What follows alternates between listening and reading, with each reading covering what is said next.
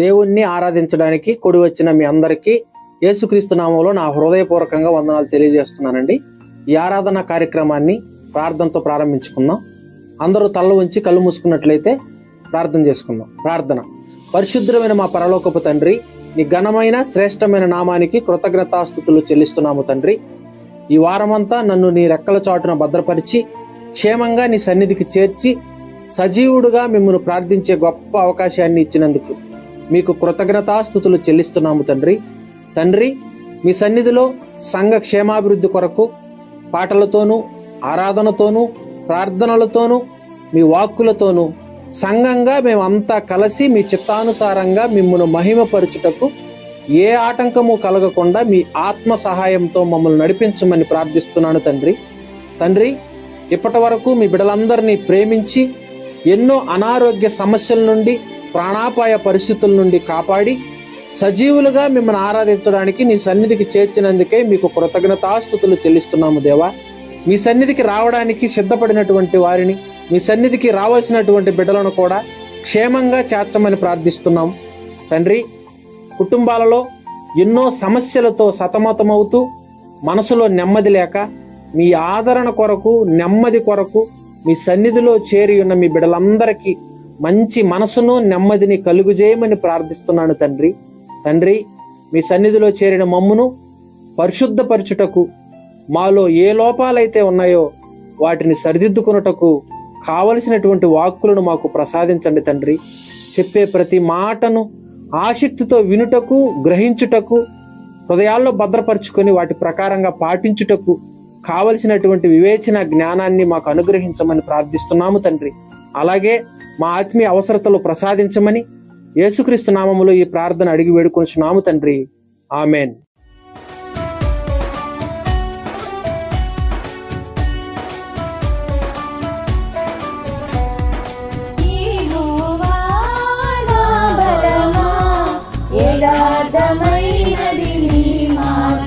పరిపూర్ణమైనది నీ మార్గం యెహోవా.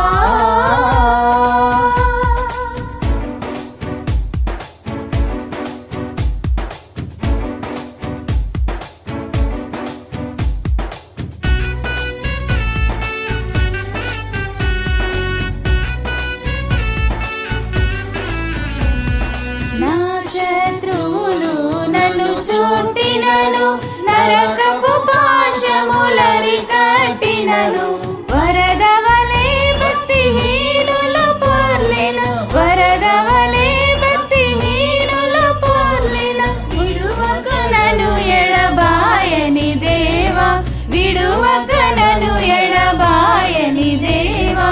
యెహోవా నా బలమా, యథార్థమైనది నీ మార్గం, పరిపూర్ణమైనది నీ మార్గం యెహోవా.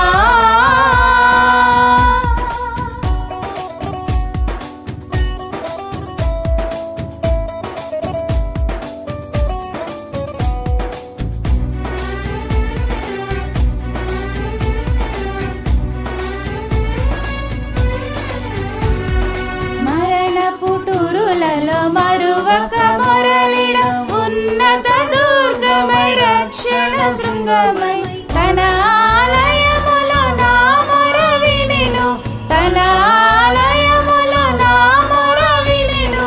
అదరెను ధరణి భయకంపముచే, అదరెను ధరణి భయకంపముచే.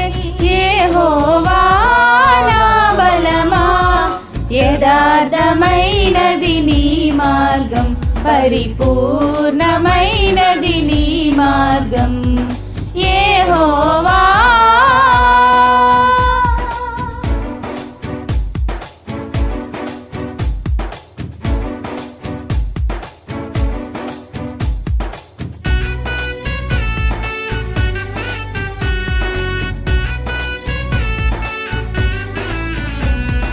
పౌరుషము గల ప్రభు కోపింపగ, పర్వతములకు నాదులు వణకెను. మూగల ప్రభుకు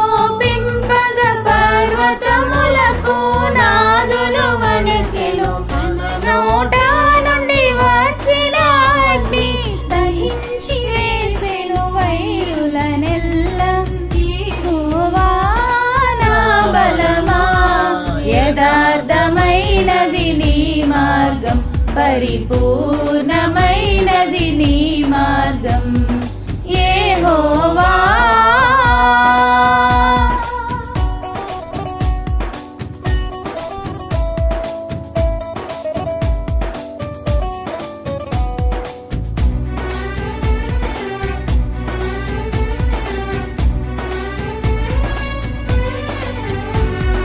మేఘములపై ఆయన వచ్చును, మేఘములను తన మాటుగా చేయును. మేఘములపై ఆయన వచ్చును, మేఘములను తన మాటుగా చేయును. ఉరుములు మెరుపులు మెండుగా చేసి అపజయమిచ్చును అపవాదికి. యెహోవా నా బలమా, యథార్థమైనది నీ మార్గం, పరిపూర్ణమైనది నీ మార్గం యెహోవా.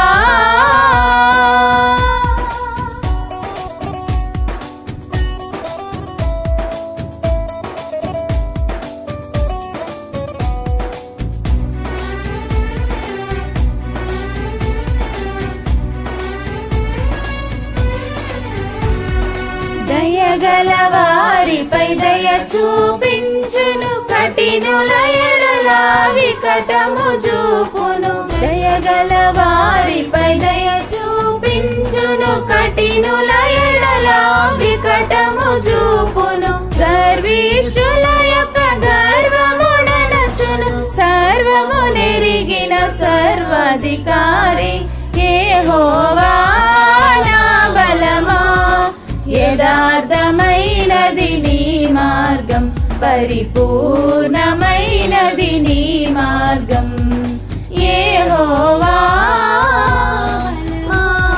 యథార్థమైనది నీ మార్గం, పరిపూర్ణమైనది నీ మార్గం యెహోవా. అందరికీ ప్రభుపేట వందనాలు. మరొక ప్రశ్న గురించి మనం ఆలోచిద్దాం. ఈ సృష్టి అంతటిని కూడా దైవం అని మనం భావించవచ్చా? ఈ సృష్టిని దైవంగా మనం పూజించవచ్చా? ఈ ప్రశ్నకి సమాధానం మనం తెలుసుకుందామండి. మొదటిగా మన చుట్టూ ఉన్నటువంటి సృష్టి అంతటి గురించి ఆలోచిద్దాం. మొట్టమొదటిది, సృష్టిలో ఉన్నటువంటి ఏది కూడా సృష్టిలో ఉన్నటువంటి మరొక దాని మీద ఆధారపడకుండా తనంతట తానుగా వేటిని సృష్టించలేదండి, జీవింపజేయలేదు, నాశనం కూడా చేయలేదు. అది మాత్రమే కాదు, సృష్టిలో ఉన్నటువంటి మరొక దాని మీద ఆధారపడకుండా తనంతట తానుగా జీవించలేదు, నాశనం కూడా అవ్వలేదు. అది ఎలా అంటారా? ఉదాహరణకి భూమి మీద ఉన్నటువంటి ఒక చెట్టు గురించి మనం ఆలోచిద్దాం. చెట్టు మొలవాలంటే ఏం కావాలి? నేల కావాలి. కింద నేల ఉంటే సరిపోతుందా? నీరు కావాలి. కేవలం నేల నీరు మాత్రం ఉంటే సరిపోతుందా?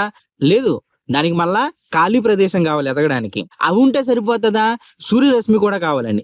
ఇవన్నీ ఉంటేనే ఒక మొక్క బతుకుతుందండి. వీటిలో ఏది లేకపోయినా గానీ మొక్కకి కొరత అనేది ఏర్పడుతుంది. కొన్ని సందర్భం మొక్క అనేది బ్రతకకుండా అయిపోతుంది. కేవలం మొక్క మాత్రమే కాదండి, పాలు ఇచ్చేటటువంటి ఆవు కూడా అదే పరిస్థితి.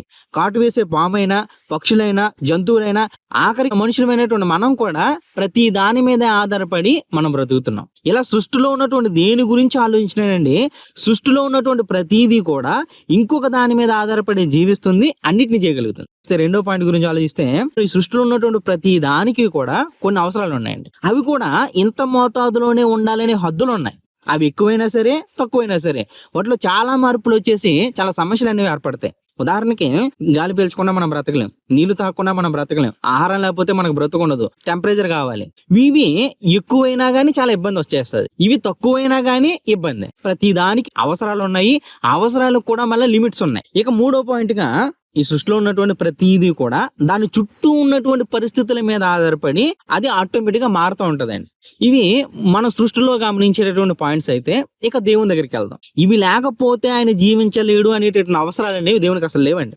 గాలి లేకపోయినా ఆయన జీవించగలరు, నీళ్లు లేకపోయినా ఆయన జీవించగలరు, నిప్పు లేకపోయినా ఆయన జీవించగలరు, స్పేస్ లేకపోయినా ఆయన జీవించగలరు. ఒక్క మాటలో చెప్పాలంటే ఏది ఉన్నా ఏది లేకున్నా ఆయన జీవించగలరండి. ఆయన దేని మీద ఆధారపడి లేడు. ఇక రెండో విషయం దగ్గరికి వచ్చేయడానికి, దేవుడు దేని సహాయం లేకుండా తనంతట తానుగానే ప్రతిదాన్ని పుట్టించగలడండి, జీవింపజేయగలడు కూడా, నశింపజేయగలడు, నశించిన దాన్ని మరలా మంచిగా మార్చగలడు. అందుకే ఆయన మనం క్రియేటర్ అంటున్నాము, ఈ విశ్వాన్ని అంతటిని కూడా మనం క్రియేషన్ అంటున్నాం. రోమీలకు రాసినటువంటి పత్రిక 4:17 మనం చదువుదాం. తాను విశ్వసించిన దేవుని ఎదుట అనగా మృతులను సజీవులుగా చేయువాడును లేని వాటిని ఉన్నట్టుగానే పిలిచివాడునైన దేవుని ఎదుట. ఇక 3వ పాయింట్ దగ్గరకు వచ్చడానికి, ఈ సృష్టిలో ఉన్నటువంటి ప్రతిదీ కూడా తన చుట్టూ ఉన్నటువంటి పరిస్థితుల మీద ఆధారపడి మారుతూ ఉంటది. కానీ దేవుళ్ళలో మాత్రం ఏ మార్పు ఉండదండి. హెబ్రీయులకు రాసినటువంటి పత్రిక 13:8 మనం చదువుదాం. యేసుక్రీస్తు నిన్న నేడు ఒకటి రీతిగా ఉన్నాడు, అవును యుగ యుగములకు ఒక్కటే రీతిగా ఉండును. సృష్టి అంతా కూడా దేవుని మీద ఆధారపడే జీవిస్తుంది, దేవుని మీద ఆధారపడి అన్నిటినీ చేయగలుగుతుంది. దేవుడు అనగానే ఏంటి? క్రియేటర్, సృష్టికర్త, సృష్టించినటువంటి వ్యక్తి. దేవుడు లేడనుకో ఈ సృష్టి లేదు అసలు. ఈ కారణాల వల్లే మనం ఈ సృష్టిలో ఉన్నటువంటి దేనిని కూడా దేవుడని మనం పిల్లలేకపోతున్నాం. సృష్టి దేవుడు కానప్పుడు అది పూజింపబడడానికి ఎలా అర్హత కలిగి ఉంటది? అందుకే సృష్టిని దేవుడని మనం భావించాల్సినటువంటి అవసరం లేదు, సృష్టిని పూజించాల్సినటువంటి అవసరత కూడా లేదండి. సృష్టి పూజింపబడడానికి అర్హత కలిగింది కాదండి. నెక్స్ట్ ఇంకో క్వశ్చన్ కూడా మనకి ఏర్పడుతుంది. సృష్టిలో ఉన్నటువంటి ప్రతి దాన్ని కూడా ఒకదాని మీద మరి ఒకటి ఆధారపడే విధంగా దేవుడు ఎందుకు చేశాడు? అలా చేయకపోతే మనం సృష్టి అంతా నాశనం చేసేస్తాం. అది మాత్రమే కాకుండా సృష్టిలో ఉన్నటువంటి ప్రతి దానికి మనం కనెక్ట్ అయి ఉన్నామండి. గాలికి కనెక్ట్ అయి ఉన్నాం, నేలకు కనెక్ట్ అయి ఉన్నాం. ఆ కనెక్షన్ ఎప్పుడైతే మిస్ అవుతుందో, గాలి లేదనుకో వెంటనే మన ఊపిరాడకి చనిపోయే పరిస్థితి. నీళ్ళు అనేటటువంటి దాని నుంచి మనం పక్క వస్తామనుకో అప్పుడు కూడా చనిపోయే పరిస్థితి. ఆహారం తీసుకోకుండా దాని నుంచి మనం పక్కకు వచ్చామనుకో చనిపోయే పరిస్థితి. వీటన్నిటికీ మనల్ని దేవుడు కనెక్ట్ చేశాడు, వీటన్నిటికీ మనం కనెక్ట్ అయి ఉన్నాము. అలా కనెక్ట్ అయి ఉన్నాం కాబట్టి ఒకవేళ వీటిని మనం నాశనం చేసామనుకో మనం కూడా నాశనం అయిపోతాం. దేవుడు ప్రకృతిని అంతటినీ మంచిగానే చేశారండి, కానీ దాన్ని మనమే మన స్వార్థ ప్రయోజనాల కోసం పాడు చేసేస్తున్నాం. రకరకాల ప్రయోగాలు చేసి పీల్చే గాలిని, తాగే నీటిని, తినే ఆహారాన్ని, ప్రతి దాన్ని కలుషితం చేస్తూ రకరకాల వ్యాధులకి, ప్రకృతి విపత్తులకు కారకులం అయిపోయామండి. అసలు ఇవన్నీ చేసేది మనమైతే దేవుడు ఉంటే ఏం చేస్తున్నాడు, అసలు దేవుడు ఉన్నాడా అని ఆ తప్పును దేవుని మీద నెట్టేసి దేవుడు ఉంటే ఈ వ్యాధి ఎందుకు వచ్చింది, ఆ విపత్తు ఎందుకు వచ్చిందని మనల్ని మనమే మోసం చేసుకుంటున్నాము. అది మాత్రమే కాకుండా దేవుడే లేడు అనేటటువంటి ఒక భయంకరమైనటువంటి అబద్ధాన్ని పుట్టిస్తాం. మనం మంచోళ్ళు అనిపించుకోవడానికి మనం తప్పు చేసి ఆ తప్పును మాత్రం దేవుని మీద నెట్టేస్తున్నామండి. ఎంత గొప్పలో చూడండి. ఒకదాని మీద మరొకటి ఆధారపడే విధంగా చేశాడు కాబట్టి ఇప్పుడు సృష్టి ఉంది. లేదనుకో ఎప్పుడో దీని అంతటిని కూడా సర్వనాశనం చేసేద్దాం. అందుకే ఆయన సృష్టిలో ఉన్నటువంటి ప్రతి దాన్ని ఒకదాని మీద మరొకటి ఆధారపడేలా చేయడం జరిగిందండి. నేను చెప్పానని కాదు, కానీ ఒకసారి మీరు మనసు పెట్టి ఆలోచించండి, మీకు ఇవన్నీ కూడా క్లారిటీ వచ్చేస్తాయి.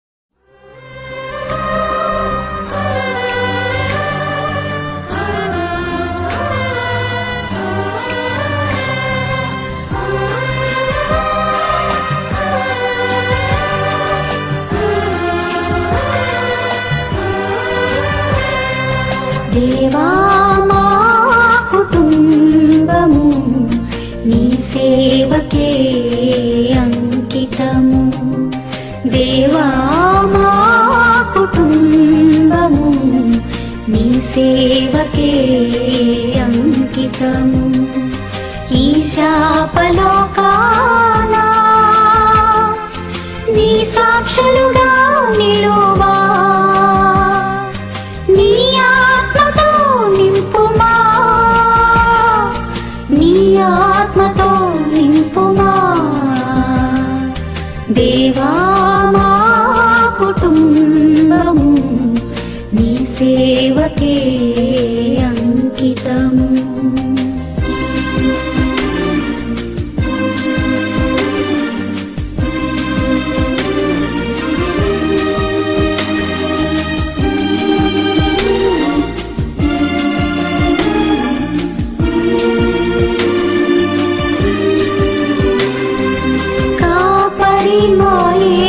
ప్రభువే కొదువేమీ లేదు మాకు, మాకేమి భయము, మాకేమి దిగులు, నీకే వందనములయ్యా.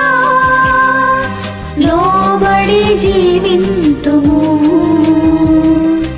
లోపంబులు సవరించుము. లోకాశలు వీడి లోకంబులోన నీ మందగా ఉందుము. దేవా మా కుటుంబము నీ సేవకే అంకితము.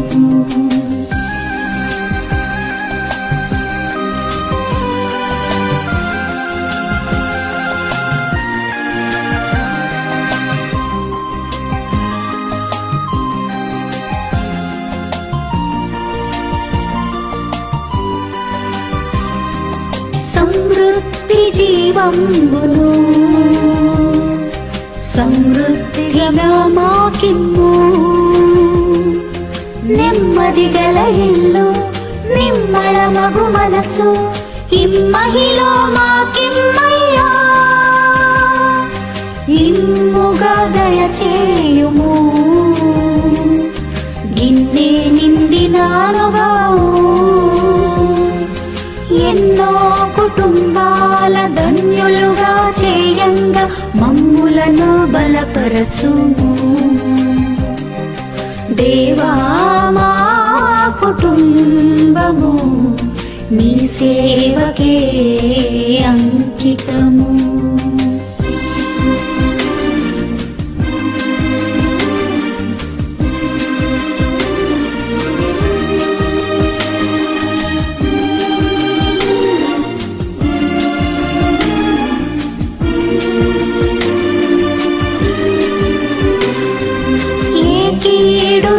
ఉండగా కాపాడుము మా పిల్లలను లోకాదుర్వ్యసనముల తాకుడు లేకుండా దాచుము నీ చేతులలో ఓలీవ మొక్కల వలెను ద్రాక్ష తీగెలను పోలి ఫల సంపదలతోను కలకాలము జీవించ కురిపించుము నీ దీవెనలన్ దేవా మా కుటుంబము నీ సేవకే అంకితము.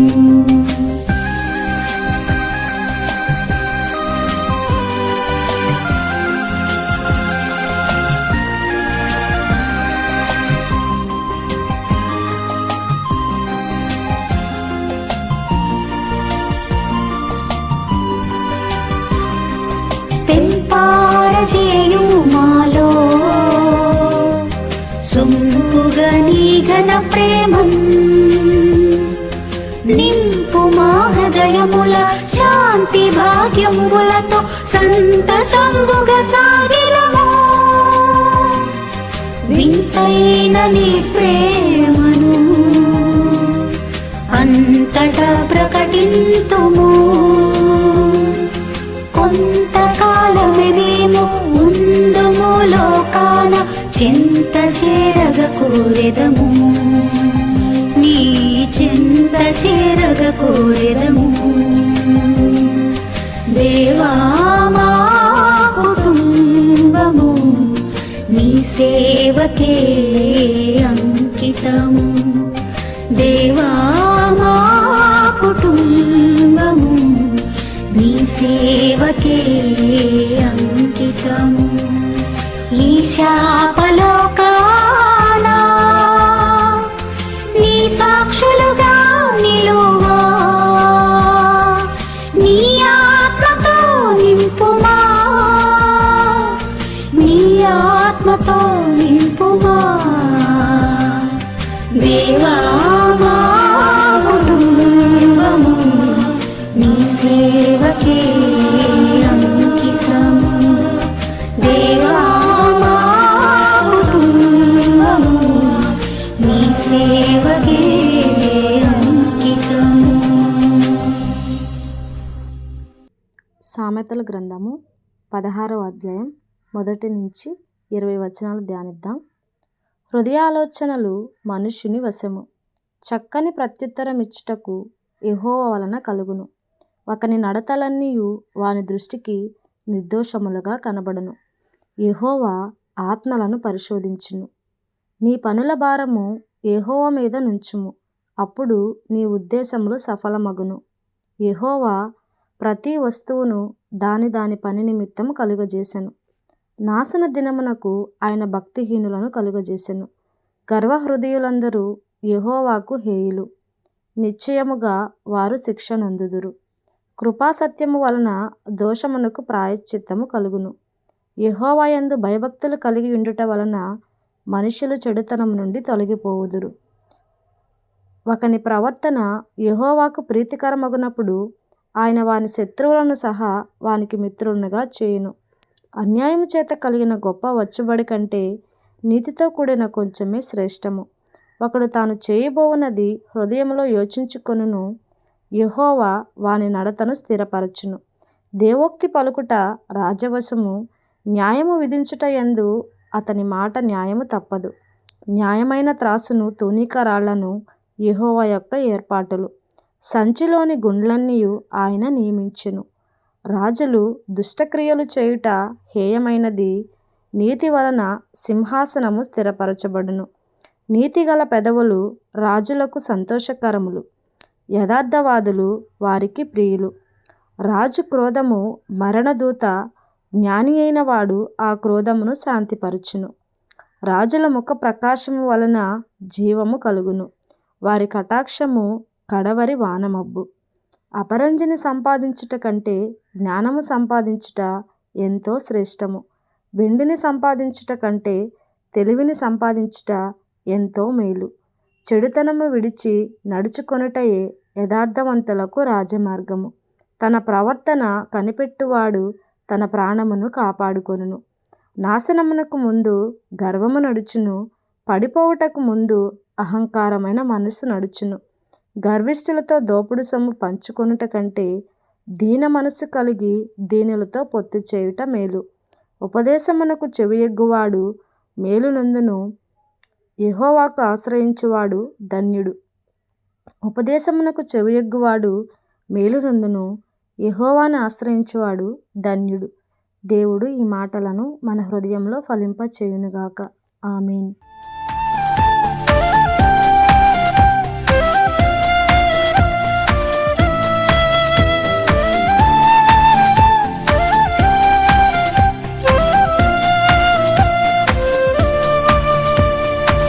దేవుని ప్రేమలో కొనసాగుమా ఓ సోదరా, ఓ సోదరి, విశ్వాసముతో జీవించుమా ఓ సోదరా, ఓ సోదరి.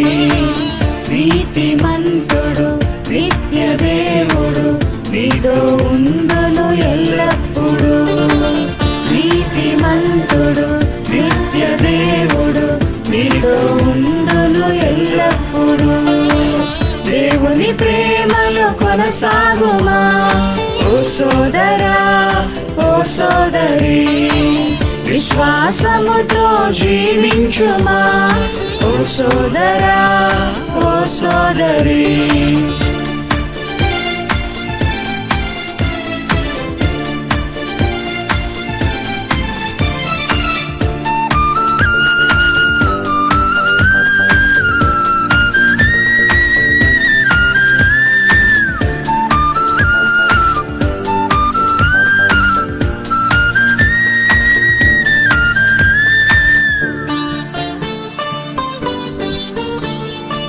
కష్టములు నిన్ను తొందర పెట్టిన, నిందలే నిన్ను బాధించిన, నీతిమంతుడు నిత్య దేవుడు నీతో ఉండును ఎల్లప్పుడూ. అగ్ని శోధన నీకు కలిగిన, కారు చీకటి కమ్మిన, నీతిమంతుడు నిత్య దేవుడు నీతో ఉండును ఎల్లప్పుడూ. కష్టములు నిన్ను తొందర పెట్టిన, నిందలే నిన్ను బాధించిన, అగ్ని శోధన నీకు కలిగిన, కారు చీకటి కమ్మిన, మరణాంధకారపు లోయలలో నీవు నడచినను, మరణాంధకారపు లోయలలో నీవు నడచినను.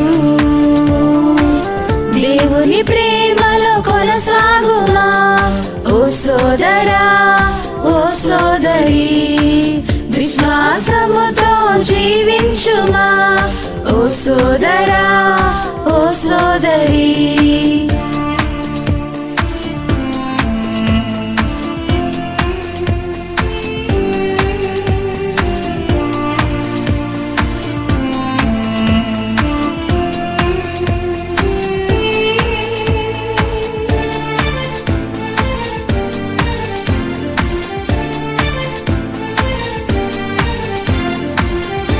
in His love.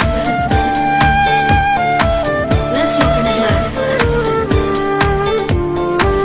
వ్యాధి బాధలు చుట్టుముట్టిన మరణ వేదన కలిగిన నీతిమంతుడు నిత్య దేవుడు నీతో ఉండును ఎల్లప్పుడూ. దుష్ట శక్తులు ఆవరించిన కష్టాల సుడులలో చిక్కిన నీతిమంతుడు నిత్య దేవుడు నీతో ఉండును ఎల్లప్పుడూ.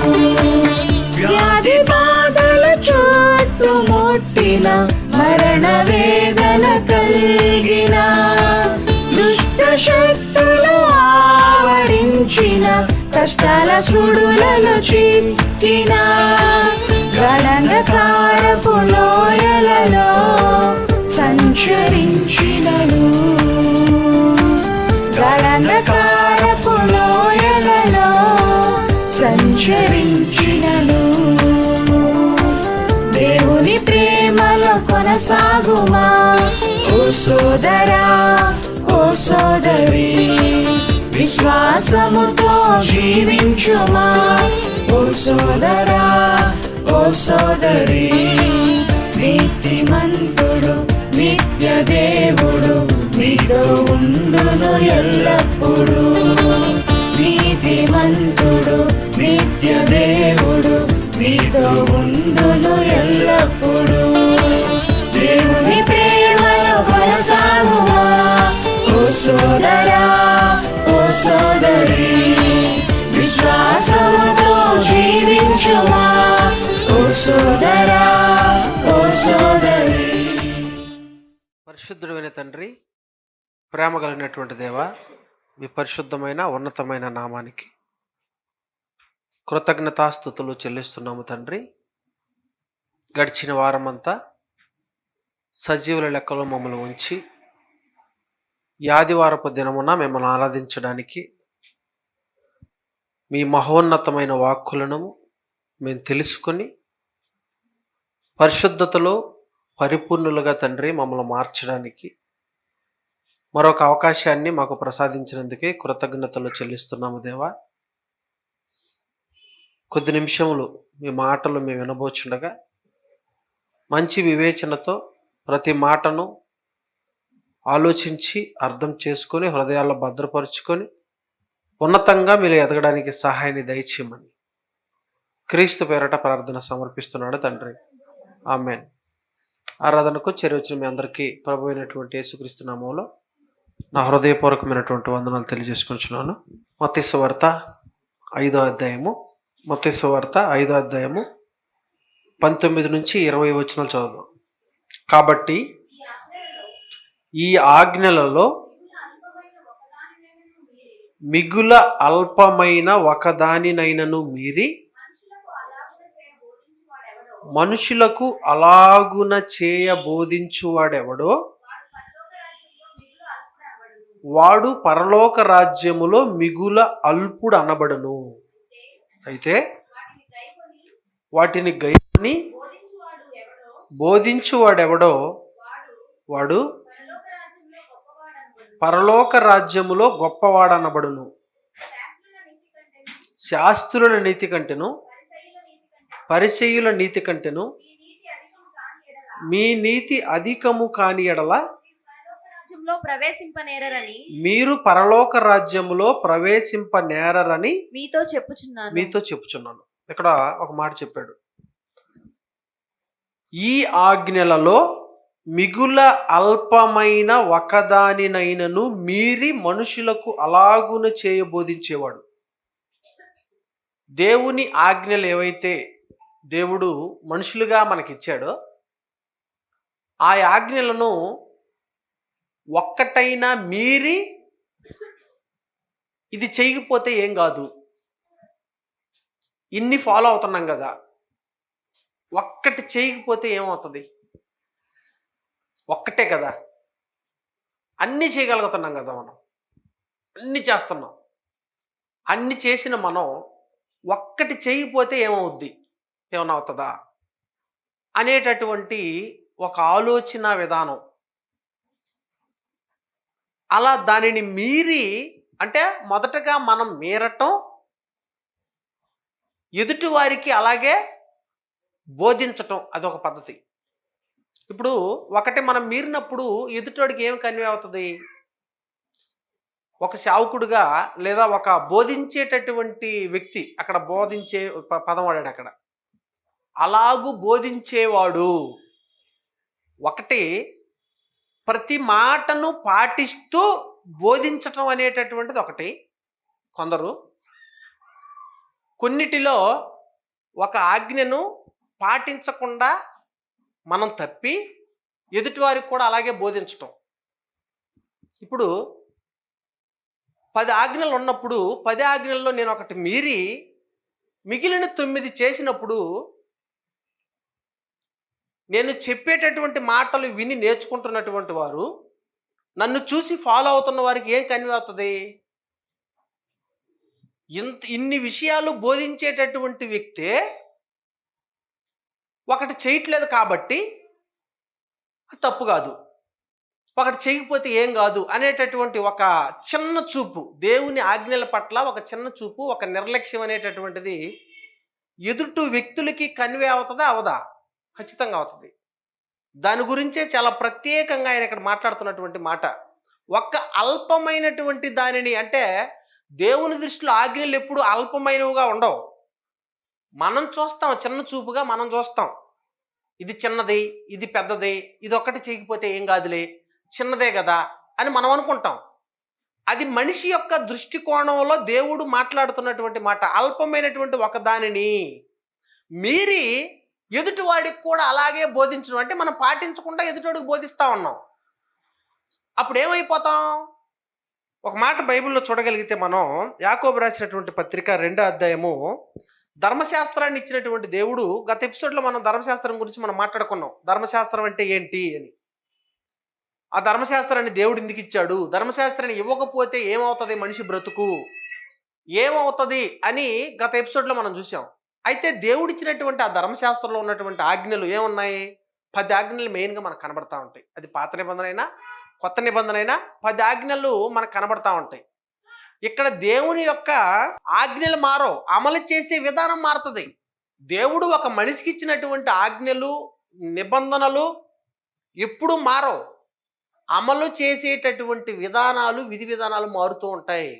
కానీ ఆజ్ఞలు ఎప్పుడు, నిబంధన ఎప్పుడు మారదు. అది పాత నిబంధన అయినా కొత్త నిబంధన అయినా లోతుల్లోకి వెళుతుందే తప్ప మారేటటువంటి ఛాన్స్ లేదు. అంటే ఎప్పుడూ కూడా దేవుని నిబంధన అనేటటువంటిది మారదు. ఆయన మాట ఎప్పుడు మారదు. అందుకే బలంగా బల్లగుద్ది చెప్పాడు ఆయన, ఆకాశము భూమి గతించిపోయినను నా మాటలు నెరవేరటం అనేటటువంటిది మారదు, ఖచ్చితంగా నెరవేరుతుంది, నెరవేరాలి. కోణాలు మారతాయి అంతే. ఓకే, ఇప్పుడు యాకోబు రాసినటువంటి పత్రిక 2వ అధ్యాయము 10వ వచనం ఒకసారి చదవండి. ఎవడైనను ధర్మశాస్త్రం అంతయు గైకొనియు ఒక ఆజ్ఞ విషయములో తొట్టిల్లిన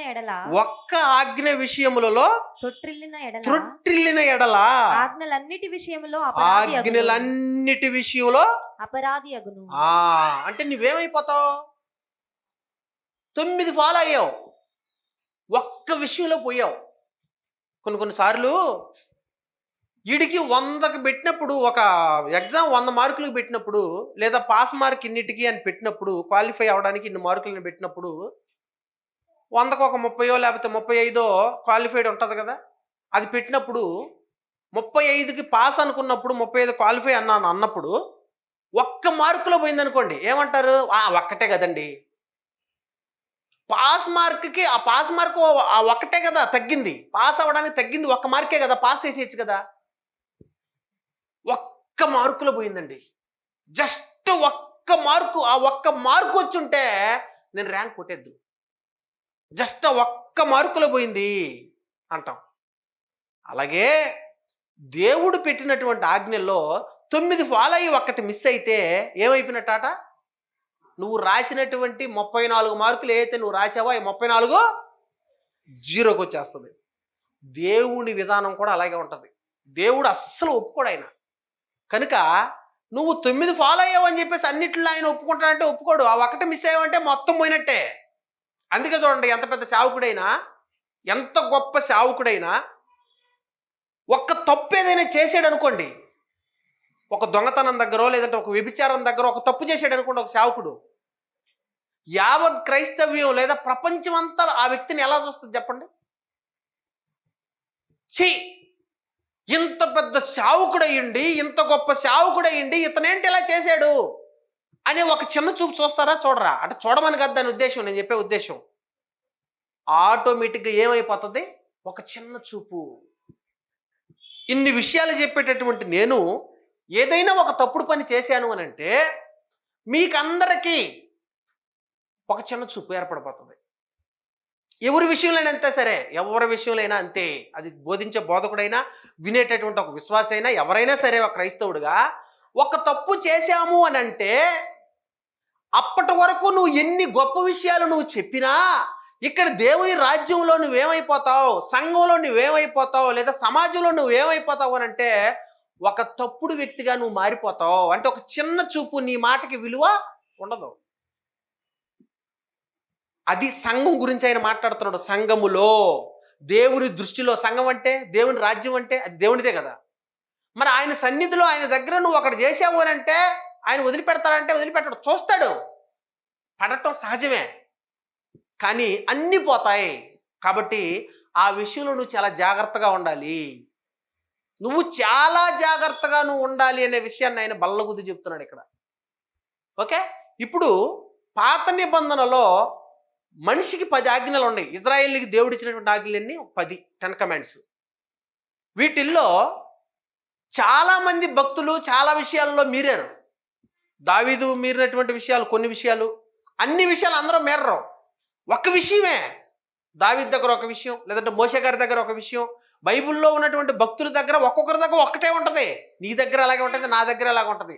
అన్ని ఫాలో అవుతాం, కానీ ఏదో ఒక విషయంలో ఒక్క దాంట్లో తప్పిపోతూ ఉంటాం మనం. ఆ ఒక్కటేంటో నువ్వు ఎత్తుక్కోగలగాల. ఏ విషయంలో నువ్వు తప్పిపోతున్నావు అనేది నువ్వు ఎత్తుక్కోగలగాల. ప్రతి మనిషి క్యారెక్టర్ని మనం తొంగి చూస్తే నువ్వు అన్ని విషయాల్లో బాగుంటావు, కానీ ఎక్కడో ఒక విషయంలో నువ్వు మిస్ అయిపోతా ఉంటావు. మిస్ అయిపోయి ఆ ఒక్క విషయం వల్లే నువ్వు చేసినటువంటి మంచితనం, నీ మాట తీరు, నీకున్న గౌరవం మొత్తం పోతాయి. ఆ ఒక్కటేంటో నువ్వు పట్టుకొని నువ్వు దాన్ని సరిదిద్దుకోవాలి. అదే ఇక్కడ చెప్పేది ప్రభు. నువ్వు చిన్నోడు అయిపోతావురా, ఒకటి మీరు నువ్వు బోధించావంటే నీకు అది పని చేయదు. సంఘంలో నువ్వు అల్పుడైపోతావు, జాగ్రత్తగా ఉండు అని యేసుక్రీస్తు హెచ్చరిస్తున్నాడు, మనల్ని గుర్తు చేస్తున్నాడు ఆయన. పాత నిబంధనలోకి వెళ్ళి చూడగలిగితే యెరోబాము అనేటటువంటి ఒక వ్యక్తి ఉంటాడు. 10 ఆజ్ఞలు ఉన్నాయి కదా ఇజ్రాయేల్కి. అయితే ఆయన ఏం చేశాడో దీనికంటే ముందు గలతీలకు రాసినటువంటి పత్రిక 3వ అధ్యాయం 10వ వచనం చదివి అక్కడికి వెళ్దాం. గలతీలకు రాసినటువంటి పత్రిక 10వ అధ్యాయము 3వ వచనం, 3వ అధ్యాయం 10వ వచనం.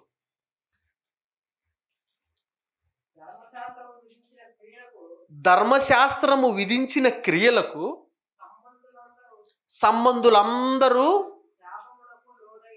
శాపమునకు లోనై ఉన్నారు. ఎందుకనగా ధర్మశాస్త్ర గ్రంథమందు వ్రాయబడిన విధులన్నీ చేయుటయందు నిలకడగా ఉండని ప్రతివాడు శాపానికి లోనైపోతున్నాడంట. ఆ ఒక్కటే నీ జీవితం మొత్తం నాశనం చేసేది. ఆ ఒక్కటే ప్రతి ఒక్కరిలో. దీన్ని ఎందుకు ఇంత గట్టిగా నేను ట్రస్ట్ చేసి చెప్తున్నా, గట్టిగా బలంగా చెప్తున్నాను అని అంటే ఆ ఒక్కటే నీ జీవితాన్ని నాశనం చేసేది. ఈ 10 ఏంటనేది నువ్వు వెతుక్కో. ఈరోజు దేవుడిచ్చినటువంటి ఈ ఆజ్ఞల్లో కొన్ని డైరెక్ట్గా కనబడకపోవచ్చు. నువ్వు చేసే మిస్టేక్స్, నువ్వు చేసేటటువంటి పొరపాట్లు ఈ 10 నీకు అర్థం కాకపోవచ్చు. ఇండైరెక్ట్గా ఉండొచ్చు, డైరెక్ట్గా లేకపోవచ్చు. ఇండైరెక్ట్గా ఉండొచ్చు. ఇండైరెక్ట్గా ఉన్నా నువ్వు ఆలోచిస్తే ఈ 10 వస్తుంది. అది నీలో ఉన్న మైనస్ ఏదైతే ఉందో, నీలో ఉన్నటువంటి ఆ బలహీనత ఏదైతే ఉందో, నీ జీవితం మొత్తాన్ని నాశనం చేసేటటువంటి నువ్వు చేసే ఆ ఒక్క పొరపాటు ఏదైతే ఉందో అది ఈ 10 వస్తుంది. అదేంటో అనేది నువ్వు దాని మీద ఆలోచన చేస్తేనే నీకు అర్థమవుతుంది. అది నీ జీవితం మొత్తాన్ని శాపంగా మార్చేస్తుంది. ఆ ఒక్కటే నువ్వు చేసే ఆ ఒక్క తప్పే నీ జీవితం మొత్తాన్ని కొలాబ్ చేస్తుంది. నువ్వు పట్టుకోవడం చాలా కష్టం దాన్ని. ఎక్కడ మిస్టేక్ జరిగింది, ఎందుకు నా జీవితం ఇలా మారిపోయింది అని అంటే ఎక్కడో నువ్వు చెయ్యకూడని పొరపాటు అక్కడ చేసావు. నువ్వు ఎక్కడో ఒకటి మీరావు. అదేంటో నువ్వు వెతుక్కో ఈరోజు. ఒకటి ఆలోచన చేయగలిగితే ఇజ్రాయెల్ దగ్గరికి వచ్చి మనం 10 ఆజ్ఞల్లో యెరోబాము అని ఒక వ్యక్తి ఉంటాడు. అతను ఏం చేశాడు అనేది ఒకసారి చూడగలిగితే 10 ఆజ్ఞల్లో ఏంటి ఫస్ట్ది? నేను తప్ప నీకు వేరొక దేవుడు ఉండకూడదు అనేది ఫస్ట్ ఆజ్ఞ కదా. అదేనా ఫస్ట్ది? అదే కదా.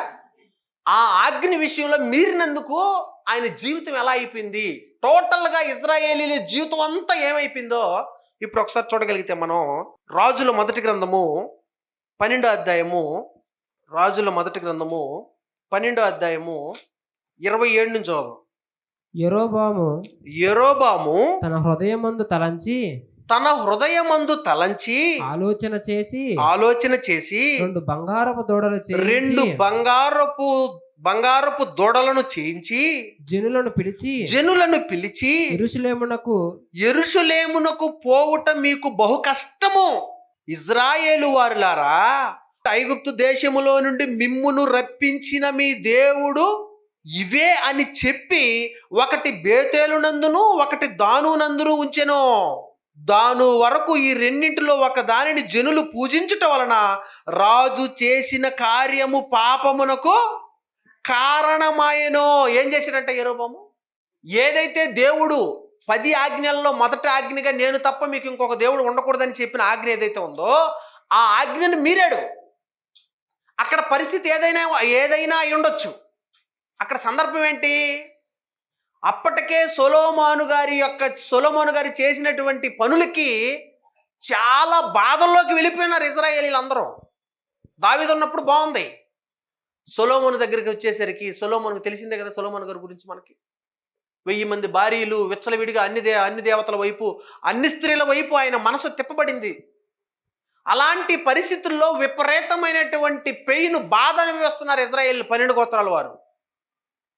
పోనీ సొలొమోను గారి కుమారుడు తర్వాత వచ్చినటువంటి రెహబాము అయినా బాగుంటాడు అనుకుంటే రెహబాము కూడా యవనస్తులైనటువంటి అల్లరితో కూడినటువంటి మోక, అలాంటి యవనస్తులతో సహవాసం చేసి దేవుని మాటలను వినకుండా పెడచెవుని పెట్టి ఇజ్రాయేలీలందరినీ చిన్నచూపు చూసి ఇంకా విపరీతమైనటువంటి పన్నుల భారాన్ని పెంచుతాడు. తండ్రి అంటే చెడిపోయాడు. కనీసం కొడుకైనా బాగుంటాడేమో అనుకుంటే కొడుకు తండ్రి మీద ఇంకో 10 ఆకులు ఎక్కువ చదివినట్టుగా రెహబాము అంటాడు. పోనీ రెహబాము అయినా బాగుంటాడు అని అనుకుంటే రెహబాము కూడా బాగోలేడు. ఇంకా ప్రజలకి విపరీతమైనటువంటి ఒక విరక్తి వచ్చేస్తుంది. విరక్తి వచ్చేసి ఇక మాకు ఈయన రాజుగా వద్దు, మమ్మల్ని సరిగా పాలించవలసినటువంటి ఆయన విపరీతమైన భారాలతో మమ్మల్ని ఉంచుతున్నాడు, ఇక మాకు వద్దు, మేము ఒక సపరేట్ రాజ్యాన్ని చేసుకుంటాం అని చెప్పి సొలొమోను దాసుడైనటువంటి యెరోబాముని రాజుగా ఎన్నుకుంటారు. పోనీ ఆయన ఏమైనా సక్రమంగా ఉంచాడా అంటే అక్కడికి వెళ్ళనీయకుండా ఏదైతే అప్పటి వరకు వారికి ఒక దేవాలయము, ఒక ఆరాధన క్రమము అవన్నీ ఉన్నాయో అక్కడికి వెళ్ళనివ్వకుండా ఏమంటున్నాడు? అక్కడ మాట్లాడిన మాట అదే 27లో, యెరోబాము తన హృదయమందు తలంచి ఆలోచన చేసి ఆ 2 బంగారపు దూడలు చేయించి జనులను పిలిచి యెరూషలేమునకు పోవుట మీకు బహు కష్టము. అక్కడికి మనం వెళ్ళలేం కాబట్టి ఐగుప్తు నుంచి మనల్ని రక్షించిన దేవుడు, దేవతలు ఇవే అని చెప్పి విగ్రహాలను అక్కడికి తీసుకొచ్చి పెట్టాడు. బంగారు దూడలను చేయించి ఇదే దేవుడు. ఆ ఒక్క ఆజ్ఞలో మీరు ఏమయ్యాడు? ఇజ్రాయేలీలందరూ దేవుడిని కాకుండా ఆ దూడలను పూజించేటటువంటి దానికి కారకుడయ్యి పాపం చేశాడు. ఇక్కడ యేసుప్రభు చెప్పింది అదే. మిగులు అల్పమైన ఒక దానిని మీరి జనులకు అలాగూ బోధించటం నువ్వు అల్పుడు అనబడతావు. అయిపోయింది, పతనం స్టార్ట్ అయింది. అక్కడే పతనం స్టార్ట్ అయిపోయింది. ఇంక జీవితం కొలాప్స్. తర్వాత అది ఏ రేంజ్లోకి వెళ్ళిపోయింది అంటే దేవుడు ముందే చెప్పాడు కదా. ఇక్కడ యేసుక్రీస్తు కూడా ముందే చెప్తున్నాడు కదా, అల్పమైన ఒక దానిని మీరటం వలన, నువ్వు మీరి బోధించటం వలన నువ్వు అల్పుడు అయిపోతున్నావు అనేటటువంటి విషయాన్ని ఇక్కడ చాలా క్లియర్గా యేసుక్రీస్తు చెప్తా ఉన్నాడు. ఆ రోజు ధర్మశాస్త్రంలో చెప్పాడు, అది వాళ్ళు మీరి 2 రాజ్యాలుగా 2 ముక్కలుగా విడిపోయింది, దేవునికి వ్యతిరేకంగా మారిపోయారు, శాపాన్ని కొని తెచ్చుకున్నారు. ఏ విధంగా కొని తెచ్చుకున్నారు అనేది కింద 14వ అధ్యాయం చూడండి ఒకసారి. ముగింపుకి వెళ్ళేసరికి యెరోబాము పరిస్థితి ఎలా అయిపోయింది, ఆ వంశం ఆ ఇజ్రాయెల్ 10 గోత్రాల పరిస్థితి ఏమైపోయింది ఆ ఒక్క ఆజ్ఞ మీరినందుకంటే ఈ 14 అధ్యాయం చెప్తున్నాడు ఆయన. 14 అధ్యాయము 10వ వచనంలో 14:10. కాబట్టి యెరోబాము సంతతి వారి మీదికి యెరోబాము సంతతి వారి మీదకి నేను కీడు రప్పించుచు ఇజ్రాయేలు వారిలో అల్పులు గాని ఇజ్రాయేలీల వారిలో అల్పులు ఏమన్నాడు? ఇంకెవడో మిగలడు. ఆ ఒక్క ఆజ్ఞ విషయంలో యెరోబాము తప్పు చేశాడు, అందరిని దారి మళ్లించాడు. ఇప్పుడు అందరూ ఏం చేస్తున్నారు? మనుషులందరూ ఆయన ఏదైతే మీరాడో అదే ఫాలో అవుతున్నారు. వీళ్ళు కూడా అదే ఫాలో అవుతున్నారు. అల్పులేమి గనులు గాని లేకుండా మగవారినందరినీ యెరోబాము వంశము నుండి నిర్మూలము చేసి పెంట అంతయు పోవునట్లుగా ఒకడు అవతలికి దానిని ఊడ్చివేసినట్లు యెరోబాము సంతతిలో శేషించిన వారిని నేను ఊడ్చివేయుదును. ఆ ఒక్కడు చేసిన పొరపాటుకి ఏమైంది? వంశం మొత్తం కొలాప్స్. ఒక్కడు చేసిన పొరపాటుకి వంశం మొత్తం పోతుందంటే పోతుంది. దాన్ని ఫాలో అయితే పోతుంది. ఒక్కడు చేసిన తప్పుకి కుటుంబం మొత్తం బలి అవుతుందా అంటే బలి అవుతుంది. కుటుంబం అంతా వాడు చేసిన దాన్ని ఫాలో అయ్యి వాడిని కానీ ప్రోత్సహిస్తే, వాడు చేసినట్లుగా అంతా ఫాలో అయితే వాడొక్కడే వాడితో పాటు కుటుంబం మొత్తం సర్వనాశనం. చాలా జాగ్రత్తగా ఉండాలి ప్రేమైనటువంటి వారులారా. కింద చదువునైనా పట్టణమందు యెరోబాము సంబంధులలో మరణమగు వారిని కుక్కలు తినును. బయట భూమిలో మరణమగు వారిని ఆకాశ పక్షులు తినును. ఇక్కడ ఏమంటున్నాడు చూడు. ఎక్కడ? పట్టణమందు చనిపోయిన వారిని ఎవరు తింటాయంట? కుక్కలు తినును. అంటే పట్టణంలో ఉండేవాడిని ఎవరు తింటాయి? కుక్కలు తింటాయి. పట్టణం బయట చనిపోయిన వాడిని ఎవరు తింటారు? అది మన బ్రతుకు. ఒకవేళ నువ్వు పట్టణం లోపల ఉన్నావు అనుకో, ఇక్కడ పరిస్థితి ఇది. ఒకవేళ బయట సమాజంలో ఉన్నావు అనుకో, అక్కడ పరిస్థితి అది. అంటే ఒక్కటి మీరినందుక ఇదంతా? ఒక్క తప్పు చేసినందుక ఇదంతా? అప్పుడప్పుడు మనం మాట్లాడుతూ ఉంటాం, నేనేం చేశానండి, ఇదొక్కటే కదా నేను చేసింది, నేనేమో వ్యభిచారం చేశానా, దొంగతనం చేశానా, చిన్నదే కదా నేను చేసింది, దీనికి ఇంత రాద్ధాంతం చేయాలా? మరి దేవుడు ఏం చేశాడు ఇక్కడ? ఒకటే కదా, ఒక్క ఆజ్ఞే కదా. 10 ఆజ్ఞలలో ఒక్క ఆజ్ఞే కదా మీరే నీళ్ళు. ఆ ఒక్క ఆజ్ఞకి మీరు ఇంత రాధాంతం చేయాలా అంటే దేవుడు చేశాడా లేదా? ఆయన విడిచిపెట్టాడు. మనం అనుకుంటాం ఇది చిన్నదే కదా అని. ఆ ఒక్క దాంతో నీ కుటుంబం అంతా సర్వనాశనం అయిపోద్ది ప్రేమటువంటి వాళ్ళ. అందుకే అల్పమైనటువంటి దానిని మీరి నువ్వు ఏరేవాడు మీరేలా నువ్వు చేస్తే ఎలా అయిపోద్ది బ్రతుకయ్యా అంటే ఇదిగో ఇలా అయిపోతుంది పరిస్థితి. కనుక చాలా జాగ్రత్తగా మనం ఉండాలి. మరొక మాట చూడగలిగితే కొరింథీయులకు రాసినటువంటి మొదటి పత్రిక 6వ అధ్యాయము, కొరింథీయులకు రాసినటువంటి మొదటి పత్రిక 6వ అధ్యాయము 9 నుంచి చదవండి. అన్యాయస్తులు దేవుని రాజ్యమునకు వారసులు చూడండి, జాగ్రత్తగా చదవండి. దేవుని రాజ్యంలో ఎవరుంటారు ఎవరు ఉండరు చాలా క్లారిటీగా ఇచ్చాడు. చదమ్మా. అన్యాయస్తులు దేవుని రాజ్యమునకు వారసులు కానేరరు, మోసపోకుడి, జారులైనను, విగ్రహారాధికులైనను, వ్యభిచారులైనను, ఆడంగితనము గలవారైనను, పురుష సంయోగులైనను, దొంగలైనను, లోబులైనను, త్రాగుబోతులైనను, దోషకులైనను, దోచుకుని వారైనను దేవుని రాజ్యమునకు వారసులు కానేరరు. మీలో కొందరు అట్టి వారై ఉంటారు గాని ప్రభు అయిన యేసుక్రీస్తు నామమున మన దేవుని ఆత్మయందును మీరు కడుగబడి పరిశుద్ధపరచబడిన వారై నీతిమంతులుగా తీర్చబడితే అవి మన బ్రతుకులు. వాటిల్లో ఏ ఒక్కటి నువ్వు చేసినా నువ్వు దేవుని రాజ్యంలో ఉండవు. ఒక్కటి మీరేమో అని అంటే నీకు అవకాశం ఉంది మార్చుకోవడానికి. నువ్వు బయట ఉన్నావు అనుకో, సంఘానికి బయట ఉన్నావు అనుకో, ఇవన్నీ చేస్తాం ఖచ్చితంగా. ఒక్కటి మిస్ అవ్వదు, అప్పుడు మన బ్రతుకు సర్వనాశనమే. ఇంకో మాట కూడా చూడగలిగితే గలతీయులకు రాసినటువంటి పత్రిక 5వ అధ్యాయము 19-21 వచనాలు. గలతీయులకు రాసినటువంటి పత్రిక 5వ అధ్యాయము 19 నుంచి కార్యములు స్పష్టమై ఉన్నవి. శరీర కార్యములు స్పష్టమైనవి. అవేవనగా జారత్వము, అపవిత్రత, కాముకత్వము, విగ్రహారాధన, అభిచారము, ద్వేషములు, కలహములు, మత్సరములు, క్రోధములు, కక్షలు, భేదములు, విమతములు, అసూయలు, మత్తతులు, అల్లరితో కూడిన ఆటపాటలు మొదలైనవి వీటిని గూర్చి నేను మునుపు చెప్పిన ప్రకారము ఇట్టి వాటిని చేయువారు దేవుని రాజ్యమును స్వతంత్రించుకొన నేరని మీతో స్పష్టంగా చెప్పుచున్నాను అన్నాడు. ఎంత క్లారిటీగా చెప్తున్నాడు చూడండి. చాలా జాగ్రత్తగా ఉండాలి ప్రేమటువంటి వల్ల. ఇంకా చివరిగా ప్రకటన గ్రంథం ఒకసారి చూడగలిగితే రోమిలికి రాసిన పత్రికలో కూడా ఉంటుంది. రోమిలికి రాసిన పత్రిక 1వ అధ్యాయము 29 నుంచి 32.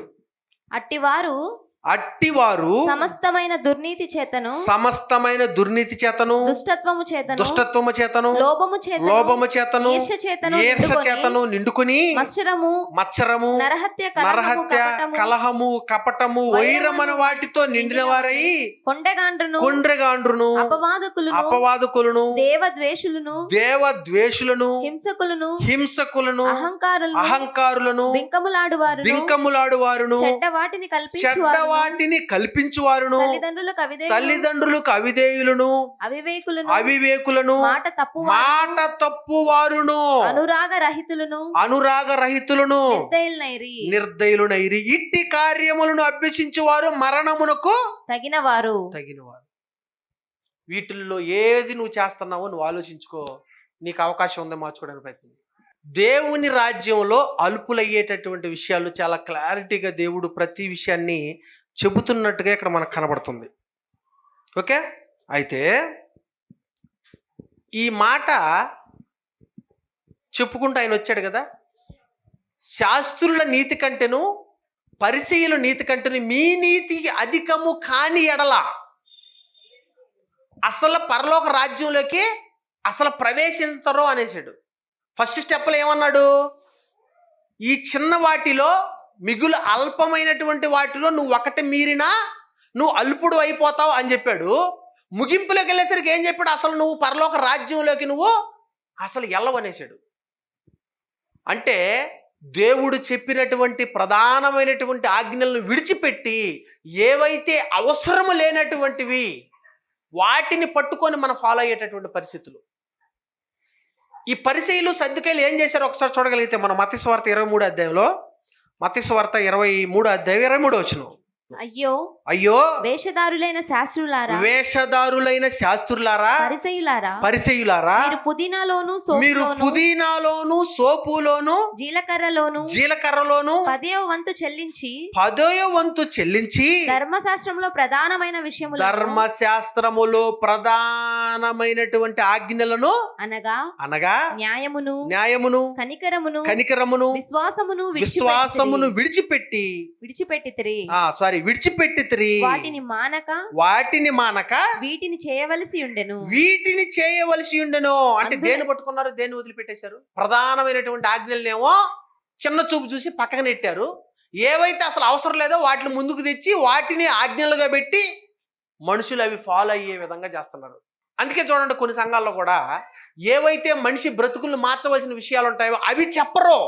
ఒక భయంకరమైనటువంటి విషయం ఏంటి చెప్పనా? ఈరోజు క్రైస్తవ్యంలో బయట క్రైస్తవ సమాజంలో సంఘంలో జరుగుతున్నటువంటి విషయాలు ఏంటయ్యానంటే, ఒక మనిషి పరిశుద్ధంగా పవిత్రంగా మారటానికి తన బ్రతుకును మార్చుకోవడానికి చెప్పవలసిన ప్రధానమైనటువంటి ఆజ్ఞలు ఏవైతే ఉన్నాయో వాటిని ఈరోజు సంఘాలలో అస్సలు బోధించట్లా. ఏం బోధిస్తున్నారయ్యానంటే, ఇదిగో నువ్వు ఆశీర్వదించబడాలి అని అంటే ఇదిగో నువ్వు ఇలా చెయ్యి. దానికి సంబంధించినటువంటి కొన్ని కట్టుకథలు, కొన్ని ఎగ్జాంపుల్స్. ఇదిగో ఈ కుటుంబం 10,000 దేవుని కొరకు ఇవిచ్చింది, తర్వాత నెలలో 20,000 జీతం పెరిగింది. ఇది ప్రధానమైన ఆజ్ఞ. ఇవేనా ప్రధానమైనటువంటి ఆజ్ఞలు? వాటి మీదే ప్రసంగాలు, వాటి మీదే ప్లానింగ్లు. ప్రధానమైనటువంటి ఆజ్ఞలను పక్కకు నెట్టి ఏవైతే అవసరం లేనటువంటివి, ఒక మనిషిని పవిత్రంగా అవసరం లేవు అని అంటే అసలు లేవని కాదు, ఒక మనిషిని పవిత్రంగా మార్చలేనివి అవి. నువ్వు 10,000 ఇచ్చినా, 1,00,000 రూపాయలు ఇచ్చినా, దేవునికి నువ్వు ఎంత ఇచ్చినా నువ్వు ఇచ్చినదంతా నిన్ను పవిత్రంగా మార్చగలదా? దేవుని న్యాయమైనటువంటి ఆజ్ఞలు, దేవుని కట్టడలు, దేవుని యొక్క దేవోక్తులు మాత్రమే నీ జీవితాన్ని పవిత్రంగా మార్చగలవు. ఆ వాటి గురించినటువంటి బోధలు పక్కకు పోయాయి. శరీర సంబంధమైనటువంటి ఆశీర్వాదాలని, దశంభాగం నువ్వు ఖచ్చితంగా ఇవ్వాలని, ఇవ్వకపోతే శాపగ్రస్తుడు అవుతావని వాటిని ప్రధానంగా పెట్టి ఈరోజు బోధలు చేస్తా ఉన్నారు. దీని గురించే మాట్లాడింది యేసుప్రభు. పుదీనాలోను, సోపులోను, జీలకర్రలోను ఏవి ప్రధానమైనవి, ఏవి అవసరం లేనివి. ఎలా మారిపోయిందంటే ప్రేమైనటువంటి వాళ్ళ పరిస్థితి చాలా దారుణంగా మారిపోయింది. అందుకే అంటాడు సామెతల గ్రంథం 24:16 వచ్చిన ఒకసారి చదవగలిగితే, ఎవరు గొప్పవారు అవుతారయ్యా అని అంటే, ఎప్పుడు నువ్వు గొప్పవాడుగా మారే పరిస్థితులు ఉంటాయి అని అంటే నువ్వు పడడం సహజం, అల్పమైనటువంటి వాటిని నువ్వు మీరటం సహజం. కానీ మీరుతున్న నువ్వు అలాగే ఉండిపోయావు అని అంటే నువ్వు ఎప్పటికీ పరలోక రాజ్యంలో నువ్వు గొప్పవాడు అవ్వలేవు, పరలోకానికి అసలు నువ్వు చేరలేవు. అదే చెప్తున్నాడు ఇక్కడ. నీతిమంతుడు 7 మారులు పడినను 7 మారులు పడినను తిరిగి లేచును. ఆపత్కాలమునందు భక్తిహీనులు కూలుదురు. అంటే నువ్వు ఎన్నిసార్లు నువ్వు మీరినా అక్కడే ఉండిపోయావు అనుకో, నువ్వు ఎప్పటికీ గొప్పడు కాలేవు.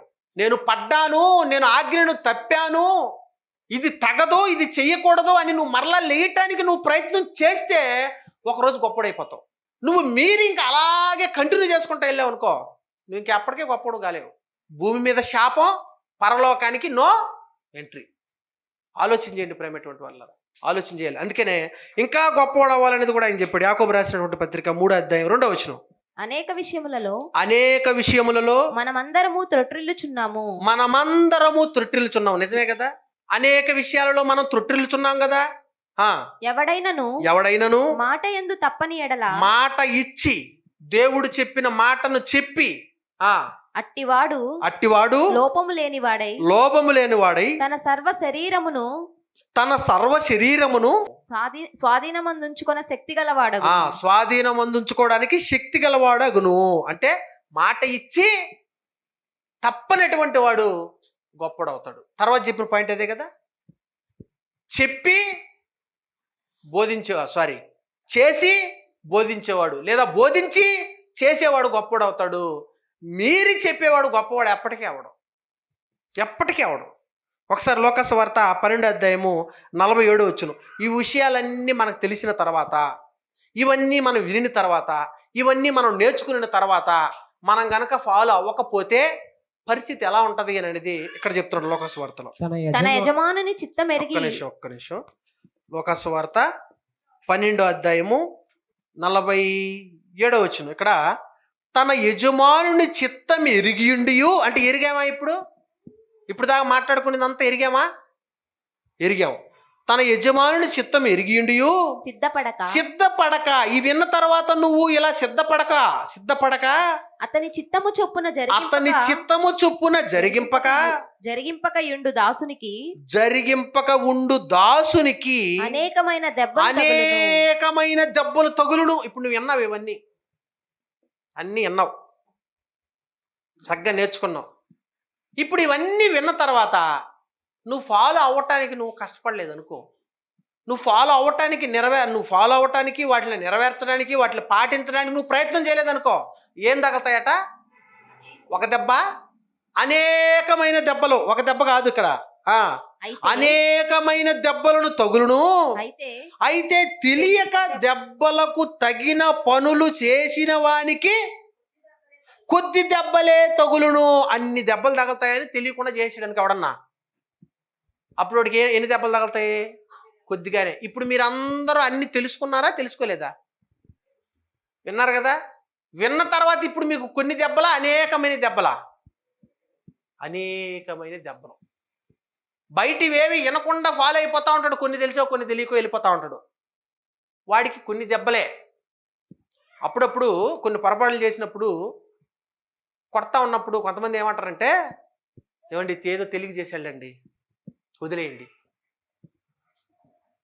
అయ్యా ఇలా జరగద్దని నాకు తెలియదు అయ్యా, అందుకే చేశాను అయ్యా అంటాడు. ఆడు కూడా వాడు మరలా అదే తప్పు మళ్ళా చేసాడు అనుకో, పోనీలేండి తెలియ చేసాడండి వదిలేండి అంటారా? ఈ నెయ్యండిరా ఇంకా అంటారా? ఆల్రెడీ మొన్న చేశాడు, మరలా అదే చేశాడు, ఇంకా 4 వేస్తారు.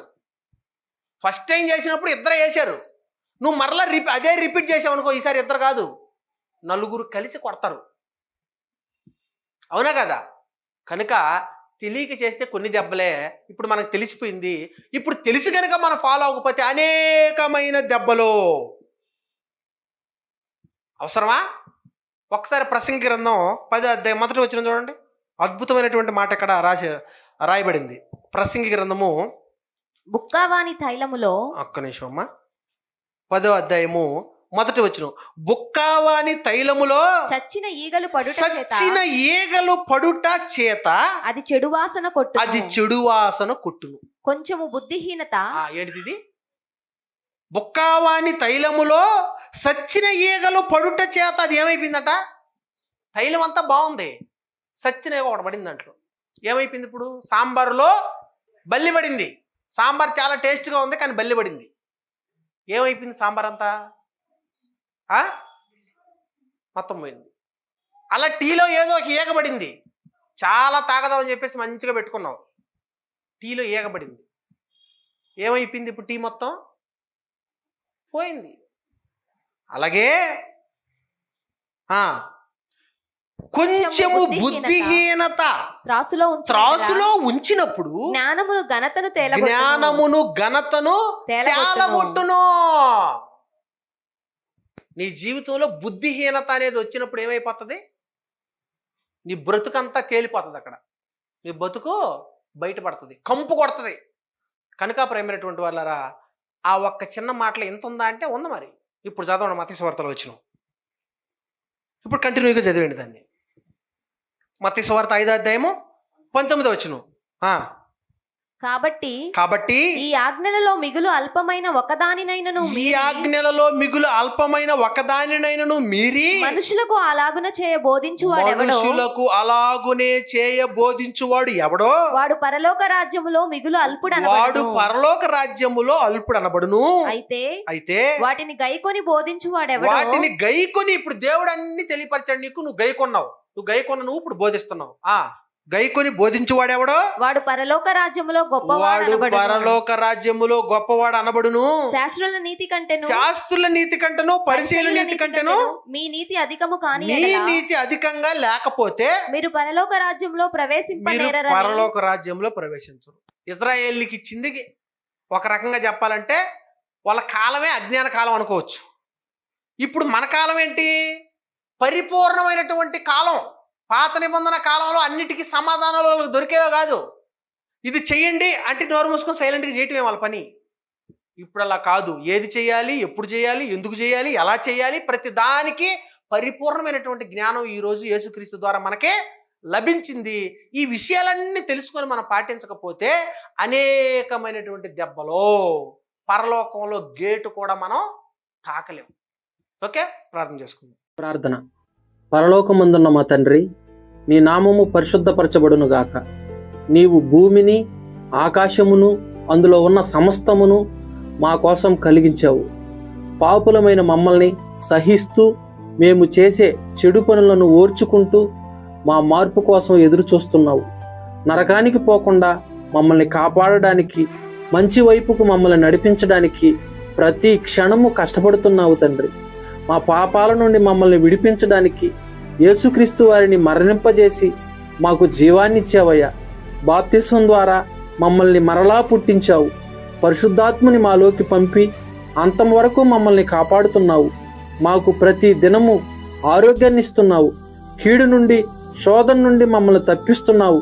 ఇప్పటి వరకు నన్ను కాపాడి నిన్ను ప్రార్థించడానికి అవకాశాన్ని ఇచ్చిన దాన్ని బట్టి, పాపినైన నాపై ఎంత ప్రేమ చూపిస్తున్నందుకు యేసుక్రీస్తు పేరట మీకు కృతజ్ఞతాస్తుతులు చెల్లిస్తున్నాము తండ్రి.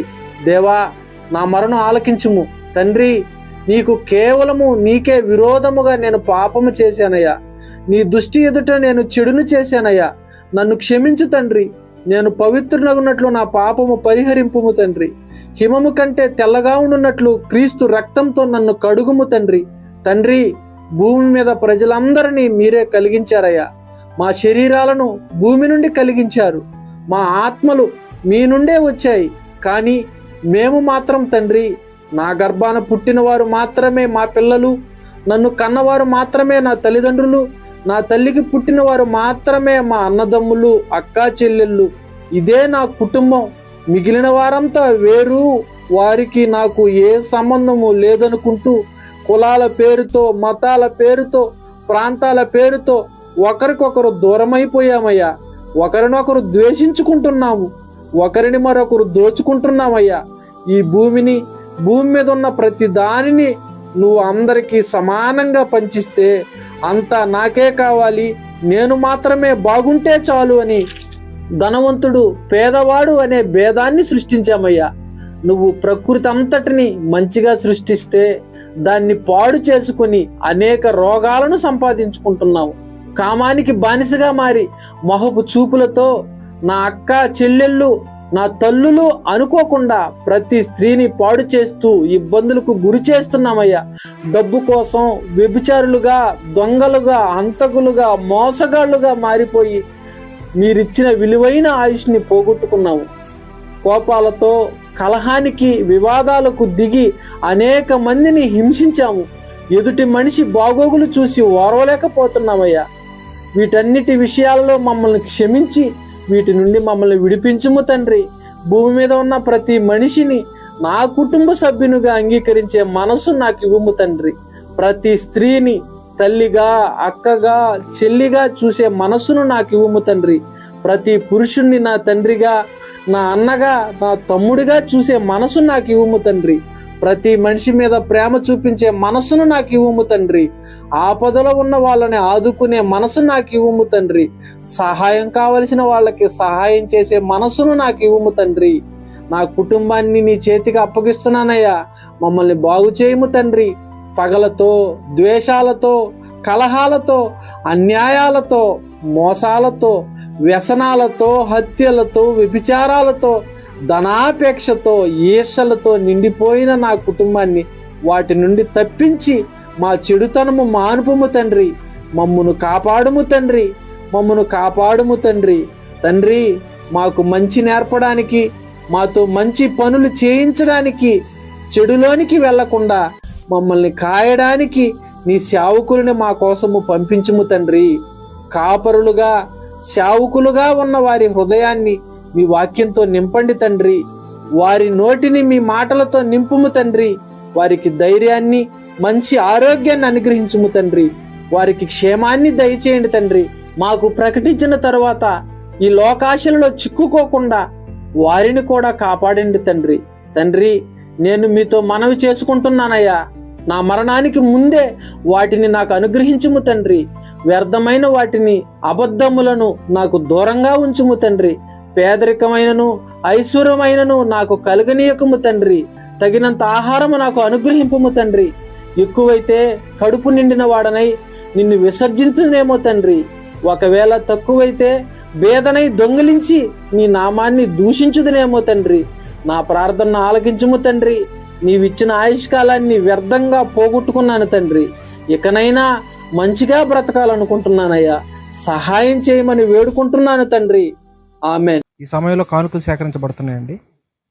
ఈ కానుకల గురించి కొన్ని విషయాలు మనం ఆలోచించగలిగితే, అసలు కానుకలు ఎందుకు ఇవ్వాలి అని ఆలోచిస్తే కనుక, కానుక అనేటటువంటిది దేవుడు మనకిచ్చిన సంపదలో నుంచి కొంత సొమ్మును దేవుని పని కోసం, దేవుని పట్ల మనకున్నటువంటి కృతజ్ఞతను వ్యక్తపరచడం కోసం, దేవుడు చేసిన మేలుని మనం మర్చిపోకుండా దేవునికి కృతజ్ఞతగా ఇచ్చేవే కానుకలు.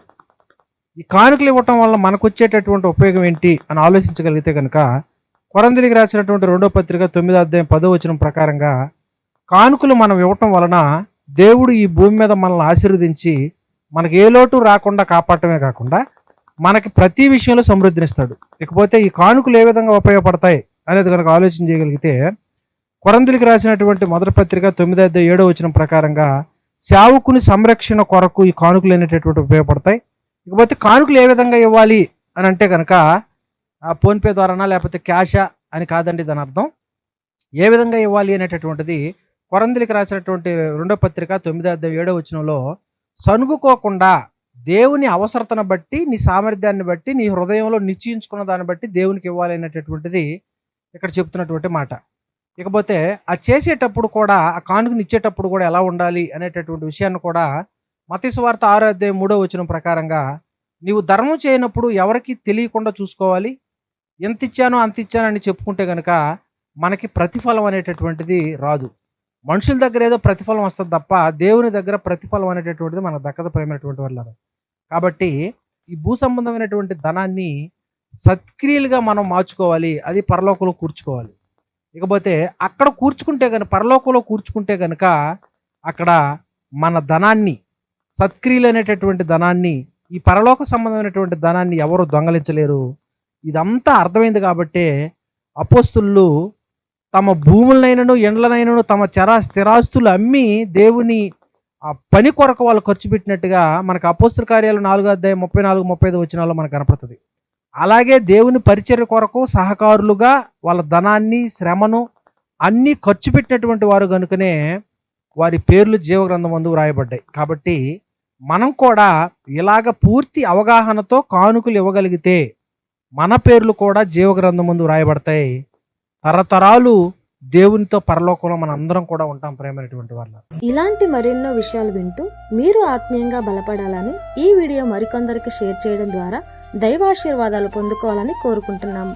అదేవిధంగా మీ ప్రార్థన అవసరతల కొరకు మరియు మీ ప్రాంతాల్లో కుటుంబ ప్రార్థనలను, సువార్త సభలను నిర్వహించాలనుకున్న, ఉచితంగా ఆన్లైన్ మరియు ఆఫ్లైన్లో బైబిల్ నేర్చుకోవాలనుకున్న, జీవిత సమస్యలకు సమాధానం తెలుసుకోవాలనుకున్న ఈ క్రింది నంబర్లను సంప్రదించగలరు. అలాగే మందిర నిర్మాణం జరుగుతుంది.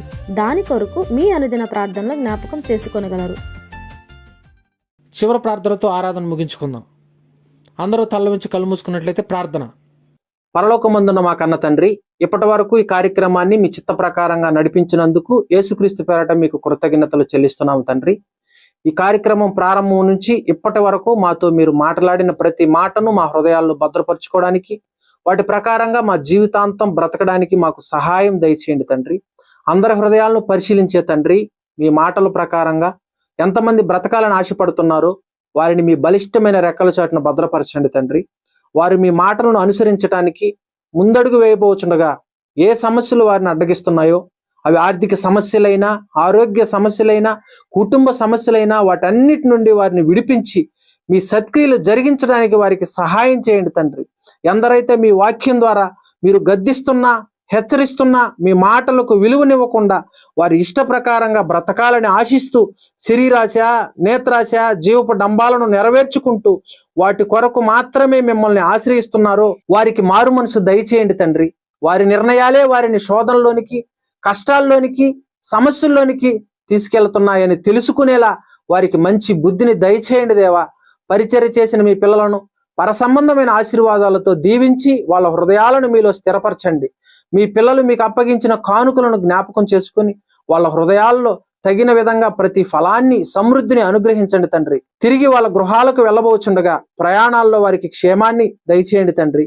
మీకు ఇష్టమైతే మరలా మేమందరం కలిసి మీ మాటలు వినడానికి, మీలో ఆనందించడానికి అవకాశాన్ని దయచేయమని మిమ్మల్ని బ్రతిమాలుకుంటూ యేసుక్రీస్తు పేరట ఈ ప్రార్థన సమర్పిస్తున్నాను తండ్రి. ఆమెన్. తండ్రి అయిన దేవుని ప్రేమ, ప్రభు అయిన యేసుక్రీస్తు కృప, పరిశుద్ధాత్మ దేవుని సహవాసం మీ అందరికీ తోడయుండి నడిపించునుగాక. ఆమెన్. అందరికీ వందనాలండి. ఆరాధన ముగించబడింది. అందరూ ఒకరికొకరు వందనాలు తెలియపరుచుకొని మీ ప్రేమను వ్యక్తపరుచుకొని ప్రతి ఒక్కరు కూడా క్షేమంగా వెళ్ళవలసిందిగా క్రీస్తు పేరట మీ అందరికి మనవి చేసుకుంటున్నాను. అందరికీ సెలవు.